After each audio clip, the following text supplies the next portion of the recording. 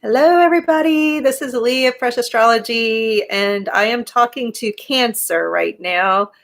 Poor Cancer. I did the Saturn Pluto conjunction for 2020 and left Cancer out, and I apologize. I'm not laughing at you, I'm laughing with you, if you can laugh about that. Yes, we are finally getting around to this. It may be, you may get a better reading because you waited. I actually think you will. It's better not to be in a long lineup. So let's put it that way. So Cancer, this is a live stream, so you can talk to me if you are watching, listening, but I'm going to try to plow through. And it's been so long since I did the other ones. I have no idea what my format was for that. And just so I can get this to you, I'm going to do it my way, the way I'm doing it now. So what we're talking about is in the sky, we have zodiac signs based on star patterns that surround us in the universe. It would feel like 360 degrees from a viewpoint on Earth, or if you could stand on the sun and look 360 around you, it would seem like there was this big band, like a belt of star patterns that can be, you can divide them differently. It doesn't have to be 12, but the way it's been done traditionally is there are 12 zodiac signs. It's just the way it's been done. It's the grid we use. So based on that, you have your, sun sign, birthday sign attributed to the star sign, based on where it is. It's like looking, if you can envision, like you're standing in the middle of the clock and you look around, from 12 o'clock to 1 o'clock, there's Aries, from 1 o'clock to 2 o'clock, there's Gemini. And you can kind of, as you just turn yourself around in the middle of this clock, you can go sign by sign. So within those 12 signs, we have Capricorn, which is not you, but it is your opposite sign. It's what's across the sky from you. So if you're standing at, let's just say you're standing at 9 o'clock and you're looking across, what's across from 9 o'clock? 3 o'clock on an old-fashioned clock. And so it's like you're looking over at 3 o'clock if you're standing over at 9 o'clock. And that is where Capricorn is relative, loosely speaking, to you in the sky. And so that area of Capricorn with that backdrop of stars, the way Western astrology does it now, there's a lot of complication to astrology, but very simplistically speaking, it's the way we make sense of it now. Honestly, I don't want to confuse you, but if you get one of those apps where you can look at where Pluto and Saturn are right now, it's going to look like it's an entirely different sign. Try not to get too freaked out by that if you do it.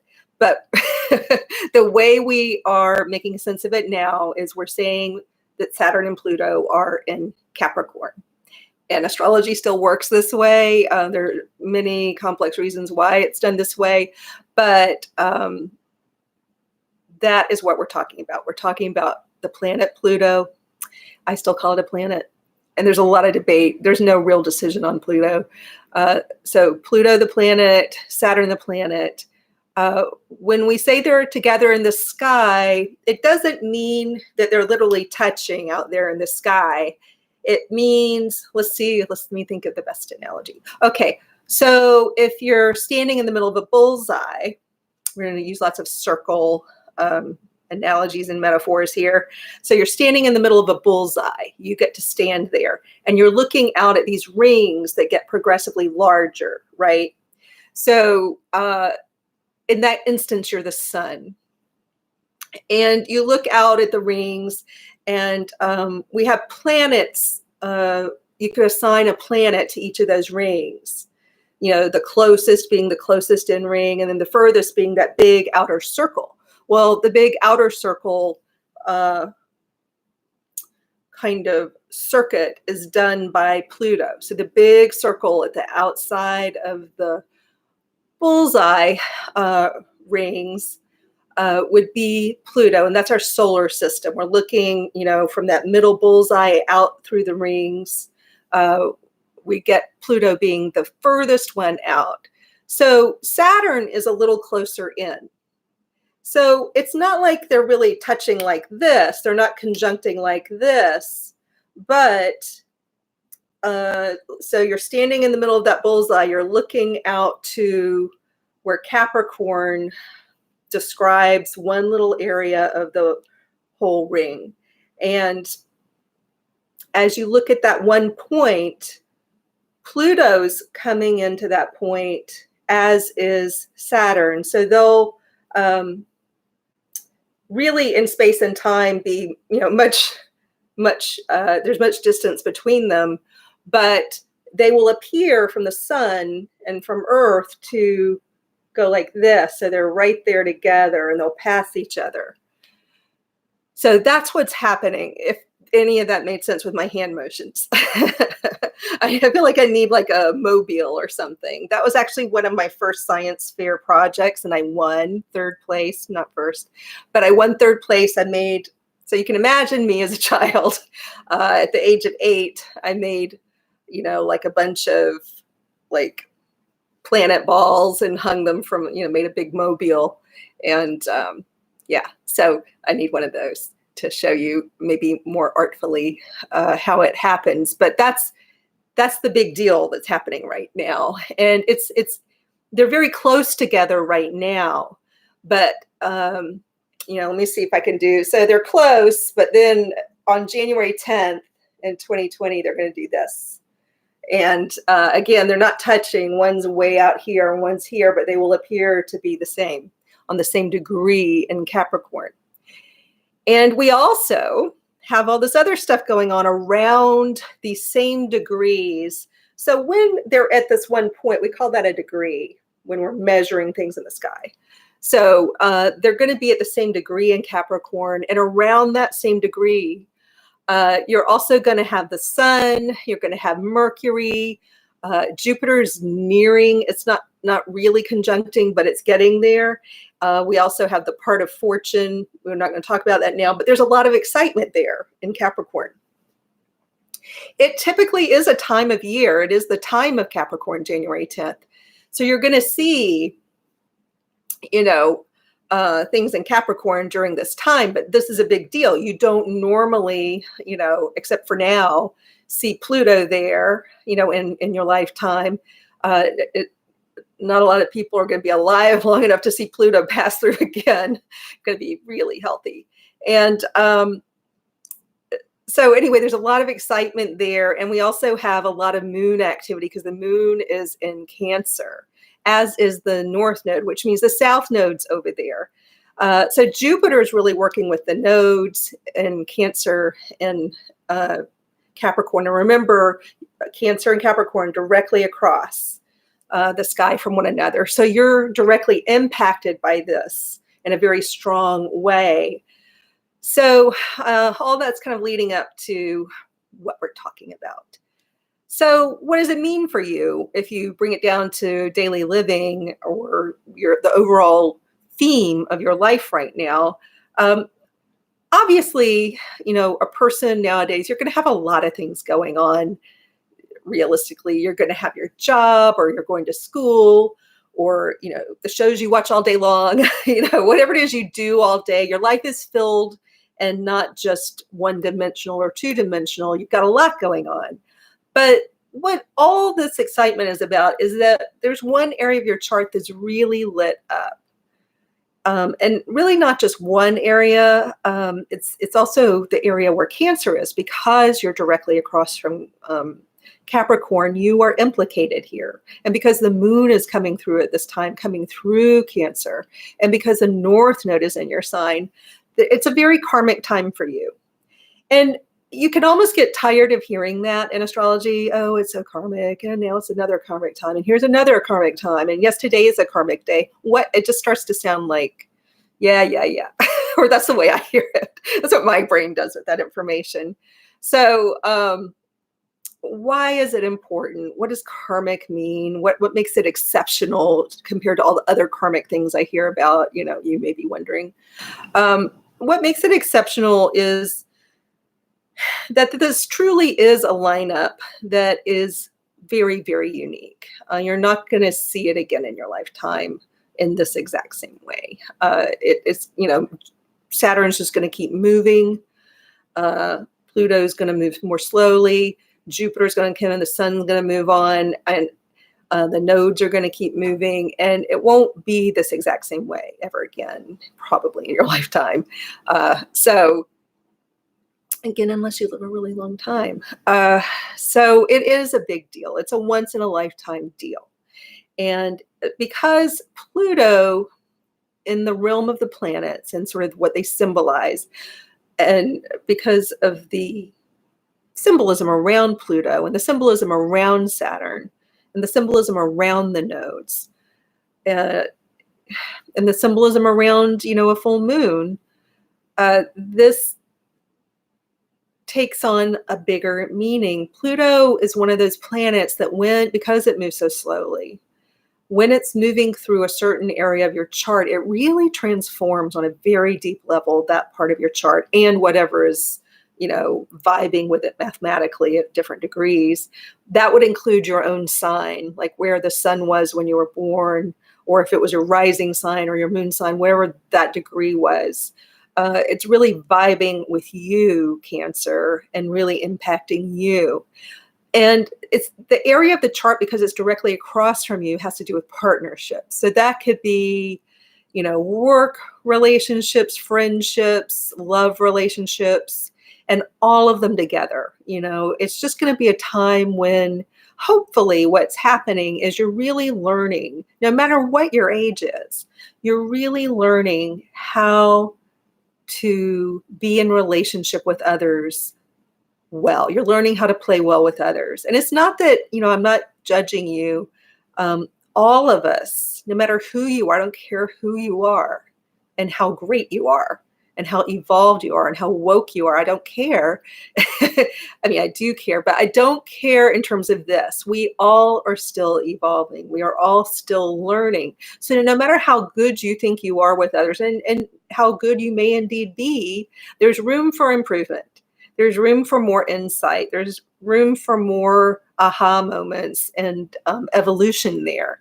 So it's not dissing your people skills at all. You may already be at a really high level of being able to relate to people. But what I see in coaching is people have blind spots, including me, including other really masterful coaches. We all have blind spots. So hopefully what's happening here for you, Cancer, in this area of partnership as you relate and learn to play well with others, is that blind spots are, especially under a full moon, uncovered. Blind spots are put under the spotlight and you can see them and you can learn where it should be a big aha moment. And it may coincide with some big life events. There may be big life events like getting engaged, getting married, forming a work partnership, sometimes dissolving a marriage, sometimes dissolving a work partnership. It's going to depend on your situation and what's leading up to it. Obviously, if you're already married, you can't get married again at that, if you're single and dating, maybe you're getting engaged. Now, if you're single and not dating, that's not going to show you getting engaged. So it just depends on where you are as this approaches. It could be that if you are single, let's just take that example, and you're not dating, it could be that this is when you meet somebody who is could be in your life for a long time. But it could be a friend that you meet who's in your life for a long time. It could be a business partner or customer you meet who's a big, big deal for you. It turns your life around financially, maybe. But it could be love. And it could be a little mixture of all of that. So, I would be thinking now, what do you want it to be? What do you want to happen? There's no point in listening to this earlier than the actual time of January 10th, unless you can do something or set an intention about what it is you actually want to have happen. So, Cancer, I ask you, are you... and I can't see comments if there are any. Let me see if I can stretch this out. Let me make sure. Aha. It's okay, Michelle, just to clear this up. Yeah, yes, it would apply to all Cancer. Whether if it's your ascendant, it definitely does. If it's your sun sign, it still does symbolically. It still works for a sun sign Cancer to read it this way, even if your ascendant is different. That's why astrologers will say you can listen to your sun sign, your ascendant, and your moon sign, because it works bizarrely. You could stand in the position of your moon and shift it to the first house and still read. If you were a rising Scorpio, we could still look, at how this relates to a Scorpio. So yes, it relates to Cancer ascendant, but also to the sun and to the moon, because what astrologers are doing when they talk about your sun sign is they're shifting your sun sign to that first house. That's how they're reading it. And so bizarrely, and it's hard to, talk right now about why that works, but it does work. And you can do the same thing with your moon. You could do the same thing with any of your planets, actually, if we were looking for a very narrow topic or section of your life. So yes, yes, yes, and yes. And Kirsten says, while visiting my partner in Canada this last week, we just got engaged. Yay! So yes, so what I was saying earlier, and this applies to what's happening with Kirsten, I don't know how you say your name, but that's a good example, because Saturn and Pluto are already very, very close in this area of your 7th house. Things could be happening now because the influence of these more slowly moving planets is so great. They have a greater impact. It's like if you throw a tiny stone into a pond, there are little tiny ripples. And if you throw a big stone into the pond of your life, it makes much larger ripples. So these planets that move more slowly create larger ripples in your life. And so because they do this larger ripple thing, they're there now. It doesn't matter that they're not exactly conjunct. They are making ripples now, and the ripples are intersecting with each other in this area of Taurus. There's a lot of activity even now, and that's important to understand. And that's you're pointing out, that you're already having some big changes in your relationship zone. So a lot of you you've already felt this, and you see it coming. I think most of you see whatever is coming in this area, you see it, unless you're single. If you're single, you may not see yet what's going to happen here. And I would encourage the single Cancer who does want partnership to really do several things. First, you need to understand your pattern in relationships. If it was like your heart's desire to get in a relationship and you haven't been in therapy, and somehow relationships are hard for you, get yourself to a therapist, or maybe a dating therapist, and really get to the heart of like what's your pattern, what's happening there, because you want to clear that pattern, you want to clear those blockages. Now is the time to really work on this if this is your true heart's desire, and you'll be rewarded for doing that kind of work. Go to a dating coach, if not a therapist. Maybe you don't feel like I don't need therapy exactly, but maybe a dating coach, or do some self-reflection. Go to a workshop, do the work on yourself so that you can figure out what's happening here. Why am I not in relationship? Because I can tell you this, Cancer, it's not you. It's not because you're less worthy than anybody else. I can absolutely tell you that's not the reason. So the reason, let's repeat, it's not that you're less worthy than anyone else, but there is something getting in the way. And it's not to do with your ultimate self-worth at all, but it's some kind of pattern or energy pattern that you need to break. And so if you're single and it's your heart's deepest desire to get into a relationship, then do the work, because you need to see something that you're not seeing. It's one of the blind spot I was talking about earlier. There's a blind spot or a couple of blind spots you really need to pay attention to. And if you do the work and you're willing to see yourself, You're willing to see through these blind spots, and it's hard. Blind spots are, I mean, I've experienced it, and coaches will tell you, like when we're coaching each other as coaches, it's shocking how a master coach, somebody who's a really high level coach, if somebody's practicing on them, you can see even really masterful people, even understanding these coaching exercises, can gets caught in a blind spot. And it really is something you literally can't see about yourself.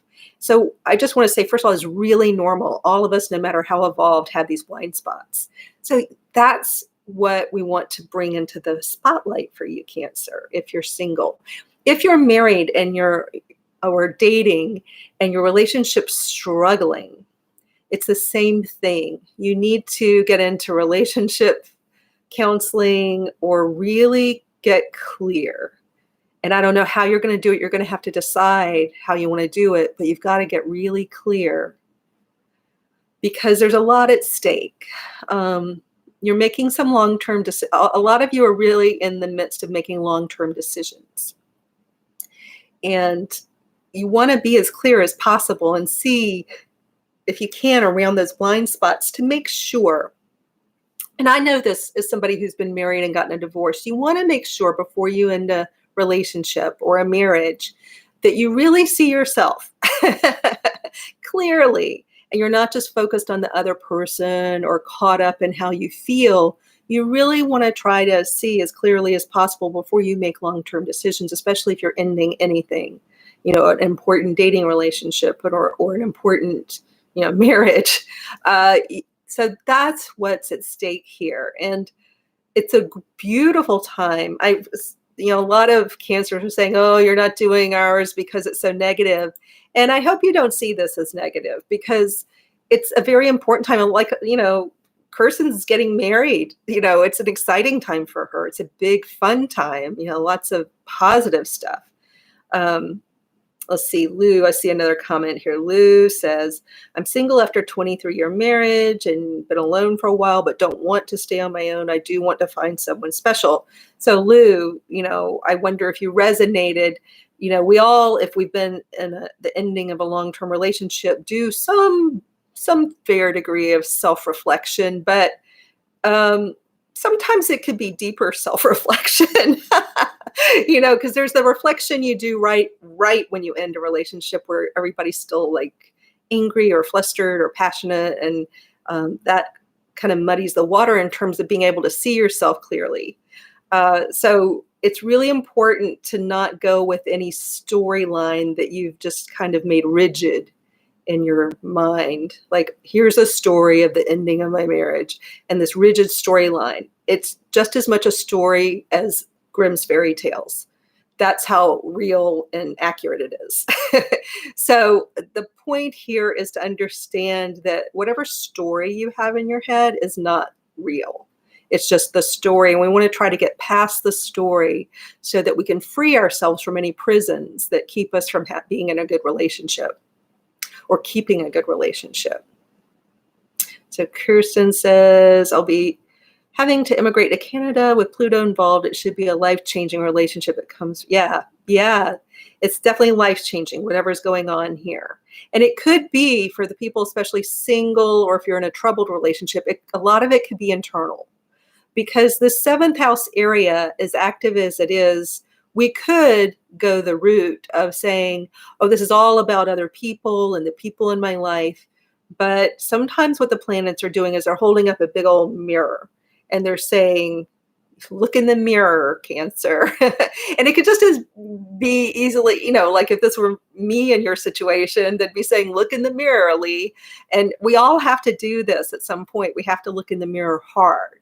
And we have to remove the rose-colored glasses of how we see ourselves and be able to see ourselves clearly. And that doesn't mean by seeing ourselves clearly that we're all bad. That is not true. But we're not all good either. We're not all one thing or another. Nobody's, and we can, how you put your friends on a pedestal or members of your family or your children. We tend to want to see them as like, oh, but they are better than others, and but that shows the relationship. The relationship is better than others.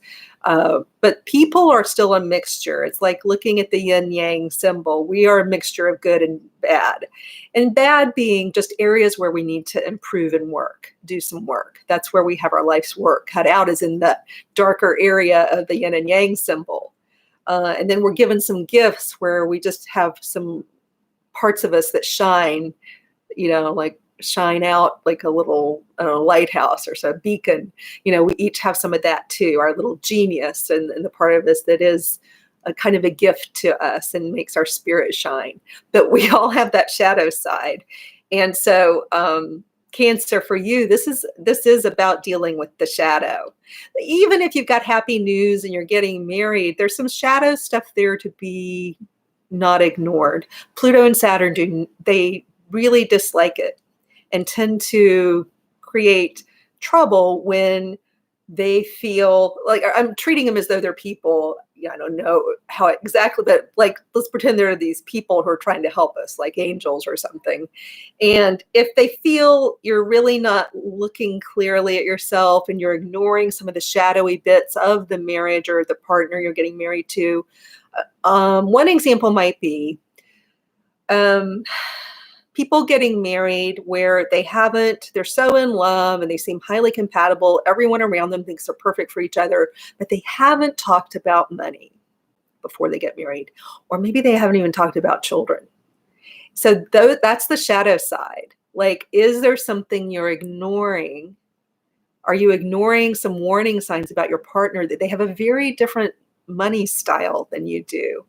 Maybe they put off paying things until the very last second. Maybe they prefer, if they get a notice that they owe something, they prefer to just ignore it and see if they get away with it.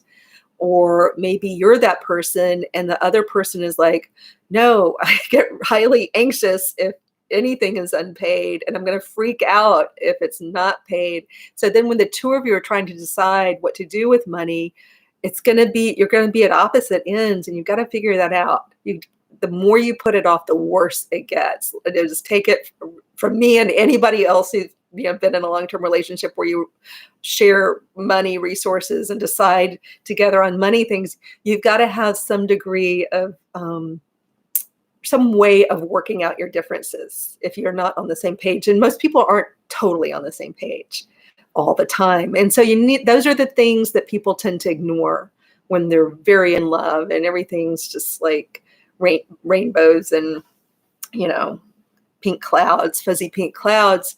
You ignore some of the stuff. That's the shadowy stuff I'm talking about. Ignoring disturbing behavior. Like maybe you love somebody, you're in a relationship, but you're ignoring something else. Something else might be going on. It doesn't mean it's going to undo the relationship. It doesn't mean it's going to be total disaster, but it would be a disaster if you ignored it. That's what's going to be the disaster. So ignoring doesn't work when you're in this type of alignment, ignoring your own behaviors and somebody else's behaviors and a pattern that's getting a little more toxic. The more you ignore it, the worse it gets, and it won't get better. So I just want you to know that what you can do is you can make sure you're, as much as you can every day, see things as clearly as you can, ask the important questions of yourself and others, have open discussions, because Mercury's involved here. So it really wants an open way of communicating and understanding things.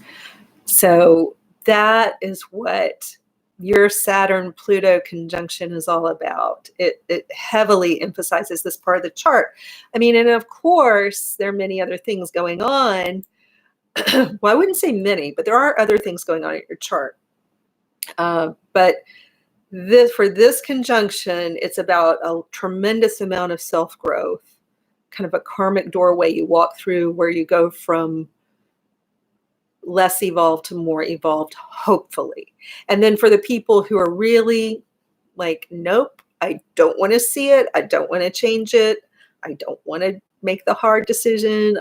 Whatever it is, if you just dig in your heels, just going to be rougher. And I hate to see that for people. So I'm really encouraging you to think of what you could see more clearly, what you still could work on a little bit, where you could have some open conversations. That will help you in whatever this is for you. And remember, like the business partners, don't forget the friends and the business partners where you also want to have those important conversations. Oh, wait, looking forward to your insights about Saturn, Pluto, Virgo, Taurus, Aquarius.